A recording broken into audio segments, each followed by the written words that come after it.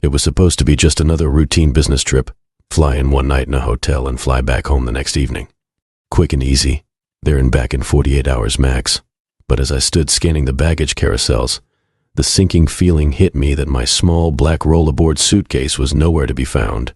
I'd already waited over an hour since my flight landed for it to come through, keeping an eye out for that red ribbon I had tied to the handle to make it easier to spot. But it was fruitless. My bag seemed to have vanished into thin air.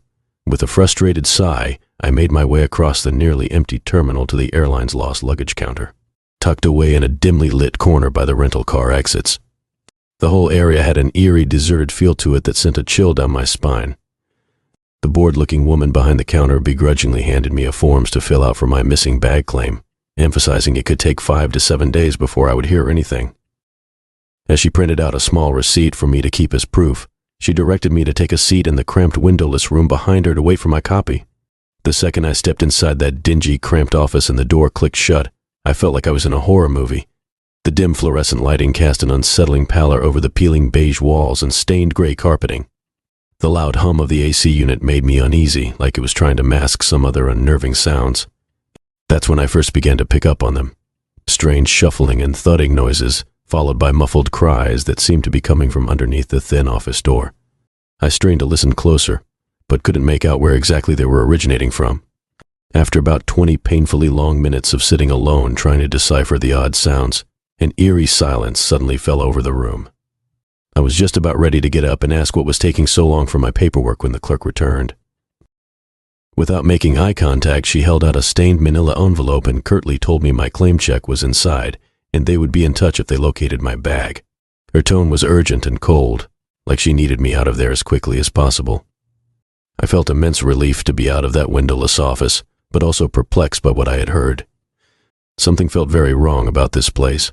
I started swiftly making my way back up the long hallway toward the main terminal when I noticed an unmarked metal door slightly ajar. A faint glow emanated from inside, and I could swear the muffled cries were coming from somewhere behind it. I knew I should just leave and write it off as stress-induced paranoia.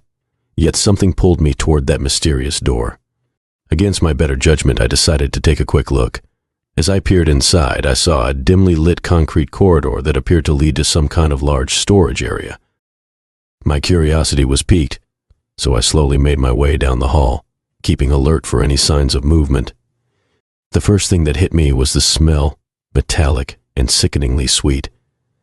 As I reached the end, the source became gut-wrenchingly clear. Lined up against the walls were piles of damaged and discarded suitcases, many covered in dark maroon stains. My heart began to race uncontrollably. What kind of place was I in? Every nerve in my body screamed at me to turn back, yet I felt compelled to find out what else was down here. Just ahead, I spotted a large metal door that opened up into an enormous storage room filled wall to wall with floor-to-ceiling shelves stacked high with suitcases of all shapes and sizes. That's when the muffled cries rang out again, only much louder and clearer, followed by angry shouts from a man. Before I could react, a brute of a guy emerged from the shadows, forcefully dragging a bound young woman. Her eyes were wild with fear as he shoved her into a nearby pet crate, locking it shut. I stood paralyzed in terror as the scene unfolded. I knew I had to do something, but my panic-stricken mind couldn't formulate a plan. As soon as the man stormed off, I rushed to the woman's crate and helped get her untied. Shaking, she told me there were others trapped here, but she didn't know how many or where exactly. We needed to get help fast, but I pulled out my phone to find no service in the concrete bunker. I realized our only choice was to try to find a way out and get above ground where I could call. Staying hidden behind mountains of unclaimed baggage, we frantically searched every corner until we came upon a rusted metal stairwell. We climbed as fast as our trembling legs could go, finally spilling out into the blinding sun. Gasping for air, we sprinted across the tarmac toward the terminals, shouting for someone to call the police. In minutes, airport security swarmed as we led them to the nightmarish scene. In the end, over 20 women who had gone missing were rescued from that house of horrors. That airport's lost luggage system was being used to abduct and traffic women right under the noses of thousands of travelers every single day. I was just an unsuspecting passerby whose decision to investigate a strange noise ended up saving lives and exposing a sinister evil lurking within one of the busiest transit hubs in the country. Now those women have a second chance, though I know the scars run deeper than anyone can imagine. As for me, I'll never look at air travel the same way again, keeping that missing bag claim check as a sobering reminder that darkness can hide even in the most ordinary of places. As I stood scanning the baggage carousels, the crowd of passengers thinning out around me, a knot formed in my stomach. My small black suitcase holding my only change of clothes and essentials was still nowhere to be seen. I made my way over to the lost luggage counter, tucked away in a forgotten corner of the dingy terminal. The woman behind the counter gave me an impatient glance, clearly annoyed at having to deal with another lost bag. She shoved a crumpled claim form across the worn countertop without a word. I carefully filled it out with all my flight details and contact information, making sure to include my home address and phone number in clear, legible writing, then took a seat in the cramped windowless room behind her. The lone fluorescent light above me flickered and hummed as I sat waiting on the ripped vinyl chair that smelled vaguely of disinfectant. The heavy chemical floral scent of the cleaner could not fully mask the other underlying odor, something sickly sweet and metallic that did not belong there. I strained to place the disturbance, inhaling cautiously, but became distracted by the strange sounds drifting out from a back room. I heard shuffling, muffled thuds and stifled cries that were quickly silenced. The longer I sat watching the clock tick by at an agonizingly slow pace, the more those eerie sounds raised the hairs on the back of my neck until finally, dead silence. Just as I stood up, preparing to ask the attendant what was taking so long to locate my bag, she reappeared holding a stained manila envelope. Without making eye contact, she thrust it toward me, muttering that it contained my claim ticket and I should leave. Her dismissive tone made it clear I had overstayed my welcome.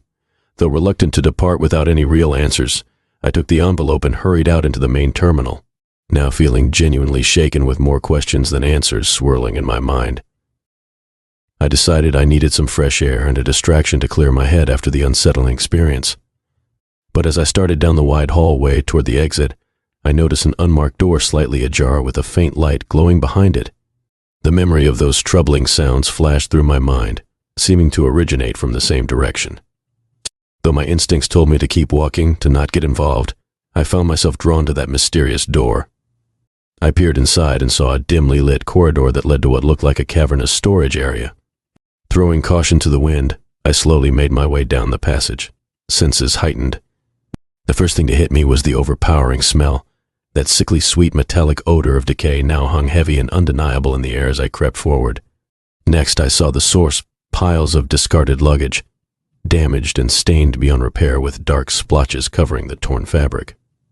The stains appeared like grotesque Rorschach ink blots, ominous dark shadows seeping across the canvas. My pulse quickened, but morbid fascination kept me moving deeper into the shadows. The passage opened up into a massive room filled with floor-to-ceiling shelves crammed with suitcases of every make and size. It resembled a labyrinthine lost luggage warehouse, like a fortress constructed entirely of unclaimed baggage. Suddenly, the muffled cries rang out again, only louder and clearer this time. I darted behind a shelf, peering between stacks of cases.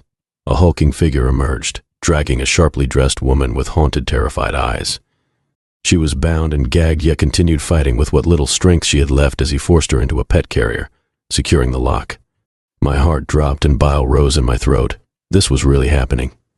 Every fiber of my being wanted to run, to escape this living nightmare unfolding before me. But I could not leave this captive woman to her horrifying fate. Once the man stomped off, I rushed to the cage and frantically worked to free the shaking woman from her prison. In hushed, panicked whispers, she confirmed my worst fears. There were others imprisoned somewhere in this endless lost luggage dungeon. We had no time to lose if we had any hope of saving them. I pulled out my phone to dial for help, only to find no service.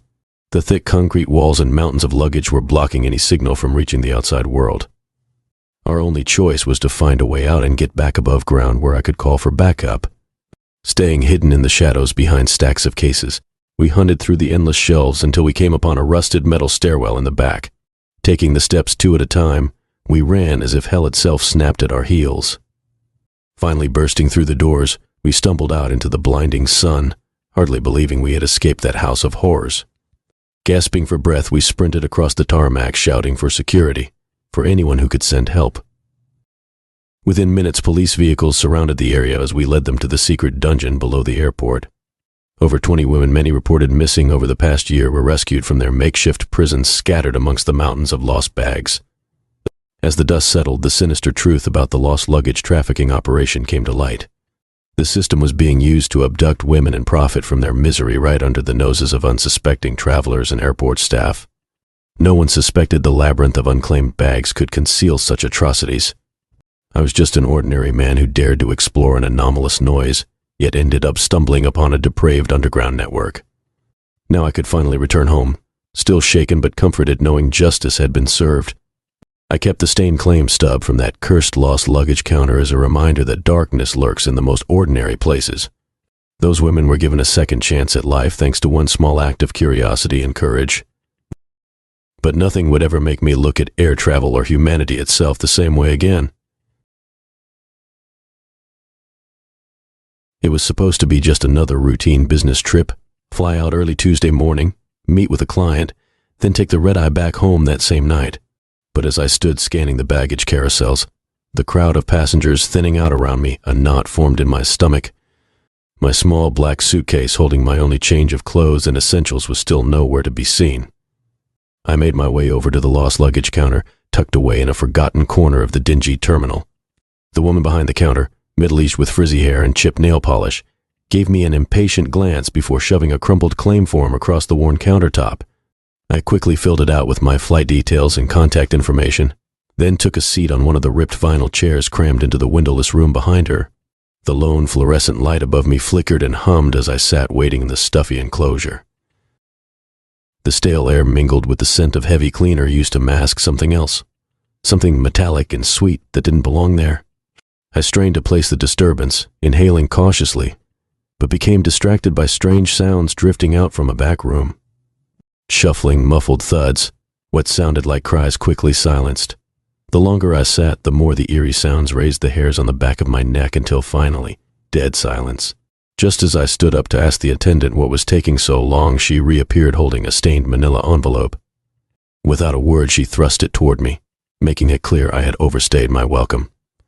Taking the envelope containing my claim ticket, I hurried out into the main terminal, feeling shaken with more questions than answers. I decided I needed some fresh air and a chance to clear my head after the unsettling experience. But as I started down the wide hallway toward the exit, I noticed an unmarked door slightly ajar, a faint light glowing behind it. The memory of those ominous sounds flashed through my mind, seeming to originate from the same direction. Though my instincts told me to walk away, I found myself drawn to that mysterious door. I peered inside and saw a dimly lit corridor that seemed to lead to a cavernous storage area. Throwing caution to the wind, I slowly made my way down the narrow passage, keeping my guard up. The first thing to hit me was the smell. The sweet metallic scent of decay hung heavy and cloying in the air as I crept forward. Next I saw them, piles of discarded luggage, damaged and stained beyond repair. Dark splotches covered the torn fabric like grotesque Rorschach ink blots. My pulse quickened, but morbid fascination kept me moving deeper into the shadows. The passage opened up into a massive room filled with floor-to-ceiling shelves crammed with suitcases of every make and size. Suddenly the muffled cries rang out again, only louder and clearer this time. Darting behind a shelf, I saw a hulking figure emerge, dragging a sharply dressed woman with haunted eyes. She was bound and gagged yet continued fighting, as he forced her into a pet carrier securing the lock. My heart dropped. This was really happening. Every instinct told me to run, to escape the escalating nightmare unfolding before me. But I couldn't leave the captive woman to her horrifying fate. Once the man left, I rushed to free the shaking woman from her cage. In hushed, frantic whispers, she confirmed my worst fears. There were others imprisoned somewhere amongst the endless rows of luggage. We had no time to lose. I pulled out my phone to dial for help only to find no service. The heavy concrete walls were blocking any signal from reaching the outside world. Our only choice was to search for a way out and get back above ground where I could call for backup. Staying hidden in the shadows behind mountains of cases, we hunted through the endless shelves until we came upon a rusted metal stairwell. Taking the steps two at a time, we ran as if hell itself snapped at our heels. Bursting through the doors, we stumbled out into the blinding sun. I shielded my eyes, hardly believing we had escaped that house of horrors. We sprinted across the tarmac, shouting for security for anyone who could send help. Within minutes, police vehicles surrounded the area as we led them to the secret dungeon below the airport. Over 20 women, reported missing over the past year were finally rescued from their prisons. As the dust settled, the sinister truth about the lost luggage operation came to light. The system was being used to systematically abduct and traffic women right under the noses of unsuspecting travelers. No one would think twice about unclaimed bags piling up. I was just an ordinary man who dared explore an anomalous noise. Now I could finally return home, carrying the memories of the missing bag claim stub as a reminder that darkness lurks in the most ordinary places. Those women were given a second chance at life thanks to one small choice. But nothing would ever make me look at air travel the same way again. From then on, I refused to check bags, taking only carry-ons despite the extra hassle. I kept the claim ticket as a token, running my fingers over the numbers and letters whenever I flew, reminding myself of the horror hidden below. Occasionally, I still catch a whiff of that sickly sweet metallic scent in bustling terminals. A chill runs through me and I move faster through the crowds. Part of me wonders if similar depravity still lives beneath the surface. But the rest of me never wants to find out. I'm grateful that Detour revealed a way to help those women. However, some doors should remain closed, some darkness left undisturbed. For once you've seen, you can't unsee, and you can't forget.